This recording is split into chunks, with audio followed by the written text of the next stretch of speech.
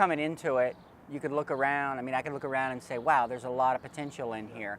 But when there's nothing in here, it really does just look like a parking lot. Space, yeah. And so to come in and start thinking about what we could do, and in the first resurface with the mounds and the painted trees, we were trying to introduce, just some green, some elevation change, some color, whimsy, that kind of thing. This one we did, with the bourbon, the Kentucky Distillers Association sponsoring it. We were looking at, we wanted to do something completely different. The first one felt like a cool little pocket park.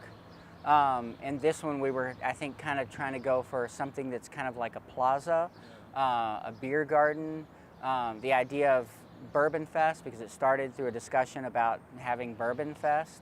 And so we were looking at a couple things. We were looking at beer festivals. What do those look like? What's that sort of language? How are they organized? And then we were looking at just Kentucky and the bourbon industry. What are the colors, the materials?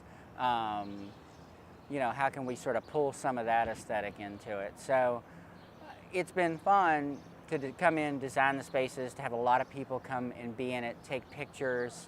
And so for the first resurface, my office, we received an honor award from the Kentucky chapter of the American Society of Landscape Architects.